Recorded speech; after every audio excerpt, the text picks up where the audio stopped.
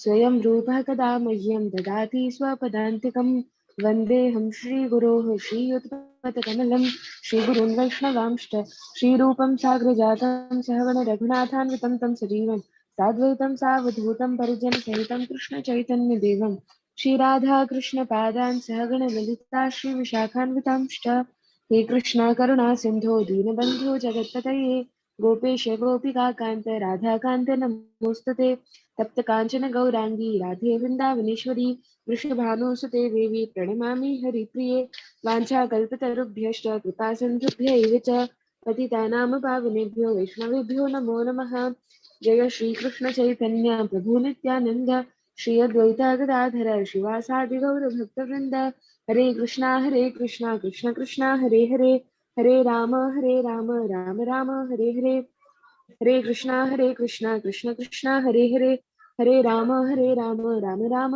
Hare Hare Hare Krishna Krishna Hare Hare Hare Ram Hare Hare Hare Krishna Anmol Mataji can start.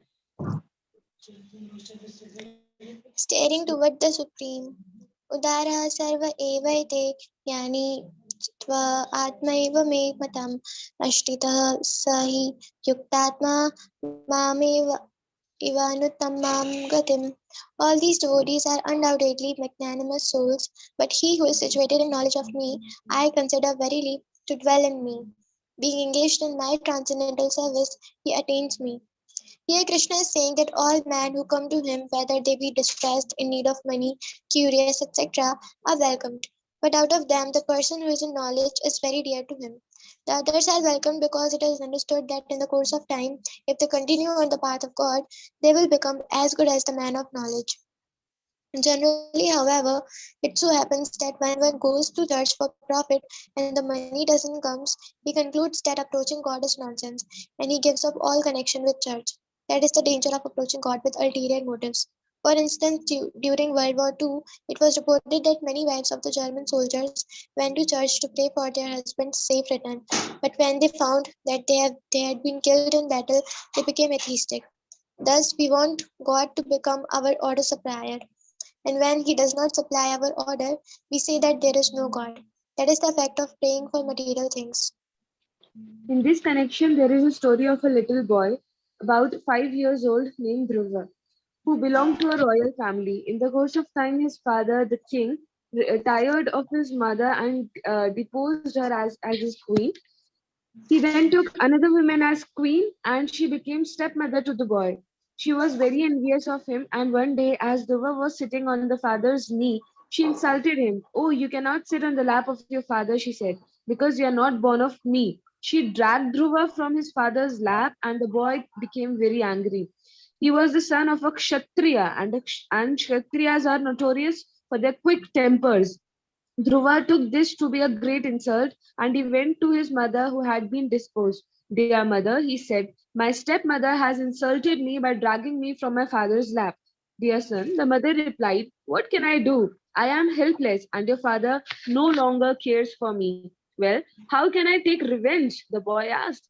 My dear boy, you are helpless. Only if God helps you can you take revenge. Oh, where is God? Dhruva asked enthusiastically. I understand so many sages go to the jungle and forest to see God. The mother replied. They undergo great penances and austerities in order to find God there. At once, Dhruva went to the forest and began asking the tiger and the elephant, oh, are you God? Are you God? In this way, he was asking questions all the animals. He was questioning all the animals. Seeing that Dhruva was very much inquisitive, Sri Krishna sent Narad Muni to see about the situation. Narad quickly went to the forest and found Dhruva. My dear boy, Narad said, you belong to the royal family. You cannot suffer all this penance and austerity. Please return to your home. Your mother and father are very much anxious for you. Please don't try to divert me in that way. The boy said, if you know something about God, or if you know how can I see God, please tell me. Otherwise, go away and don't disturb me. When Narad saw that Dhruva was so determined, he initiated him as his disciple and gave him the mantra Om Namo Bhagavate Vasudevaya. Dhruv chanted this mantra and became perfect, and God came before him. My dear Dhruv, what do you want? You can take from me whatever you want. My dear Lord, the boy replied, I was undergoing such severe penances simply for my father's kingdom and land. But now I have seen you. Even the great sages and saints cannot see you. What is my profit? I left my home to find merely some scraps of glass and rubbish, and instead I have found a very valuable diamond. Now I am satisfied. I have no need to ask anything of you. Thus, even though one may be poverty-stricken or in distress, if he goes to God with the same determination as Dhruva, intent on seeing God and taking his benediction, and if he happens to see God, he will no longer want anything material. He comes to understand the foolishness of material possessions, and he puts the illusion aside for the real thing. When one becomes situated in Krishna consciousness, like Dhruva Maharaj, he becomes fully satisfied and doesn't want anything. The Jnani, the wise man, knows that material things are flickering. He also knows that there are three aspects that complicate all material gain. One wants profit from his work, one wants adoration from others because of his riches, and one wants fame because of his wealth. In any case, he knows that all of these apply but to the body, and that when the body is finished, they also go. When the body dies, one is no longer a richer man but a spirit soul, and according to his work, he has to enter another body. The Gita says that a wise man is not bewildered by this, for he knows what is what. Why then should he bother himself attaining material wealth? His attitude is, I have eternal connection with Krishna, the Supreme Lord. Now let me establish that relationship firmly so that Krishna will take me back to his kingdom. The cosmic situation is giving us all facility to re-establish this relationship with Krishna and return to Godhead. This should be our mission in life. Everything we need is being supplied by God: land, grain, fruits, milk, shelter, and clothing. We only have to live peacefully and cultivate Krishna consciousness. That should be our mission in life.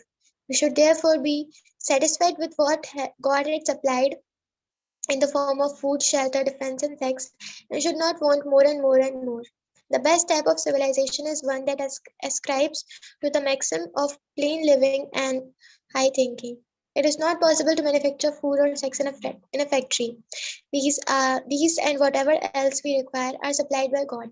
Our business is to take advantage of these things and become God conscious. Although God has given us all facilities to live peacefully on this earth, cultivate Krishna consciousness, and finally to come to Him, in this age we are unfortunate.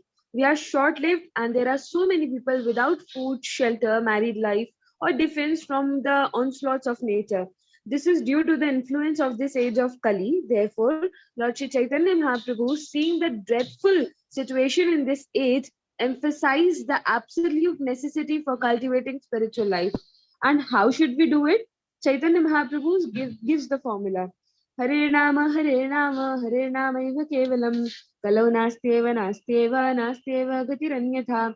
Just always chant Hare Krishna. Never mind whether you are in a factory or in a hill, in a shack or in a skyscraper, it doesn't matter. Just go on chanting Hare Krishna, Krishna Krishna, Hare Hare, Hare Rama, Rama Rama, Hare Hare. There is no expense, there is no impediment, there is no caste, there is no creed, there is no color. Anyone can do it. Just chant and hear. Somehow or other, if one comes into contact with Krishna consciousness and executes the process under the guidance of a bona fide guide, he is sure to go back to God.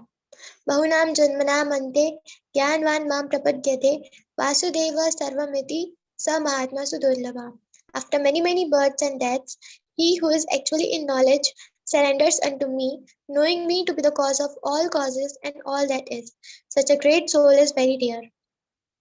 Philosophical research into the science of God has to be prosecuted for many births. God realization is very easy, but at the same time, it is very difficult.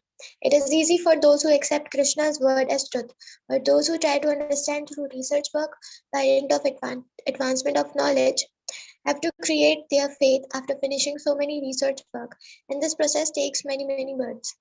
There are different types of transcendentalists called Tattvavit who know the absolute truth. The transcendental is called the absolute truth, that in which there is no duality. In the absolute truth, there is no duality. Everything is on the same level. One who knows this in truth is called Tattvavid.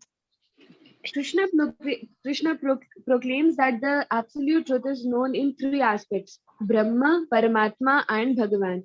Impersonal Brahma in effulgence, localized supersoul, and the Supreme Personality of Godhead. Thus, there are three angles from which one may envision the absolute truth.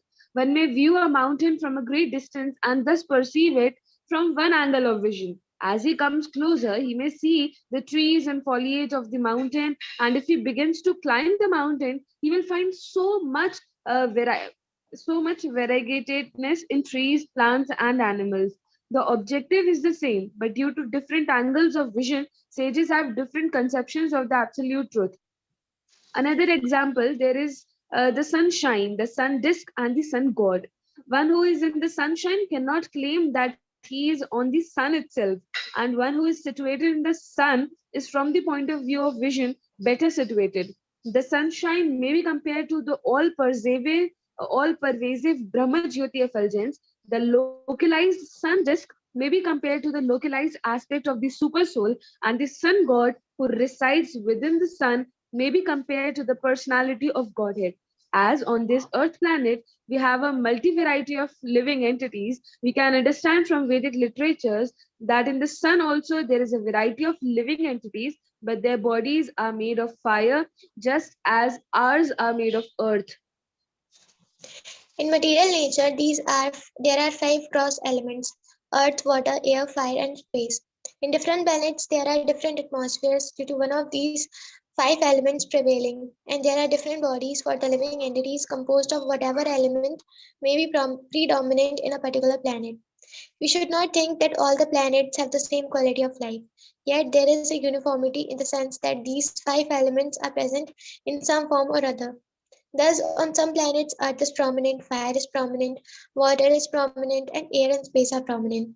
We should not think, therefore, that just because a planet is not composed primarily of earth, or because the atmosphere does not duplicate ours, that there is no life on these planets.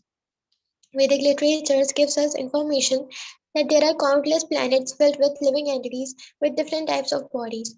As by making some material adjustment, we may qualify to enter into different material planets, but by qualification, we can enter into spiritual planet where the Supreme Lord resides. Yanti deva vrata devan vitran yanti pritra vratah bhutani yanti bhutechya yanti madhya yajna. Those who worship the demigods will take birth among the demigods. Those who worship ancestors go to the ancestors, and those who worship me will live with me. Hmm. Those who are trying to enter higher planets can go there, and those who are trying to qualify to enter into Goloka Vrindavan, the planet of Krishna, can also enter there by the process of Krishna consciousness. Before going to India, we may acquire a description of what the country is like. The hearing of a place is the first experience. Similarly, if you want to get information about the planet where God lives, we have to hear.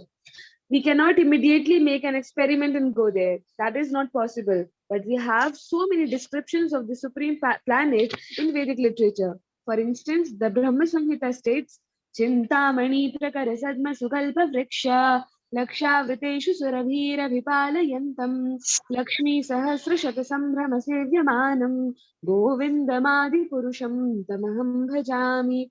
I worship Govinda, the primeval Lord, the first progenitor who is tending the cows, fulfilling all desire in abodes built with spiritual gems, surrounded by millions of wish fulfilling trees, always served with great reverence and affection by hundreds of thousands of Lakshmis or Gopis. There are also other detailed descriptions given, especially in Brahma Samhita. Those who are trying to realize the absolute truth are categorized according to the aspect of the absolute truth upon which to concentrate. Those who concentrate on Brahma, the impersonalists, are called the Brahmavadis. Generally, those who are trying to realize the absolute truth first of all realize the Brahma Jyoti. Those who concentrate on the super soul, the localized form of the Lord in the heart, called Paramatma, are known as Paramatmavadis. The Supreme Lord, by his plenary portion, is sitting in everyone's heart, and by meditation and concentration, one can perceive this form. Not only is he within everyone's heart, but he is situated also within every atom of the creation. This Paramatma realization is the second stage. The third and the last stage is the realization of Bhagwan, the Supreme Personality of Godhead. Because there are because there are three main stages of realization, the Supreme Absolute Truth is not attained in one birth. Bahunam Janmanti. If one is fortunate, he can achieve the ultimate in 1 second. But generally, it takes many, many years and many, many births to realize what God is. Aham sarvasya prabhavo matta sarvam pravartate iti matva bhajante mam buddha bhava samandita. I am the source of all spiritual and material worlds. Everything emanates from me. The wise who know this perfectly engage in my devotional service and worship me with all their hearts. The Vedanta Sutra also confirms that the absolute truth is He from whom everything is born. If we truly believe that Krishna is the origin of everything, and if we worship Him, our whole account is closed in 1 second. But if he doesn't believe and says, "Oh, I want to see what God is," he has to go by stages by realizing the impersonal Brahma effulgence and then Paramatma, the localized feature, before finally coming to the last stage of realizing, "Oh, here is the Supreme Personality of Godhead." It should be understood, however, that this process takes more time. When one through many years of research comes to realize this absolute truth, he concludes Vasudeva Sarvamiti. Vasudeva is all that is. Vasudeva is a name for Krishna, and it means he who lives everywhere. Realizing that Vasudeva is the root of everything, Mam Prapadyate, he surrenders. The surrendering process is the ultimate goal. Either one does it immediately or after many births of research work. In either case, surrender must be there by realizing that God is great and I am his subordinate. Understanding this, the wise man will surrender immediately and not wait to take many, many births. He understands that this information is given by the Supreme Lord uh, out of his infinite mercy on the conditioned souls. We are all conditioned souls, suffering the threefold miseries of this material world. Now, the Supreme Lord is giving us the opportunity to escape these miseries by the surrendering process. At this point, one may ask that if the Supreme Personality is the ultimate goal and one has to surrender to Him, why are there so many different processes of worship in the world? This question is answered in the next verse.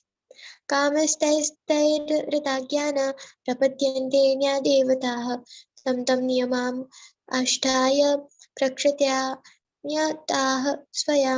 Those whose minds are distorted by material desires surrender unto demigods and follow the particular rules and regulations of worship according to their own natures.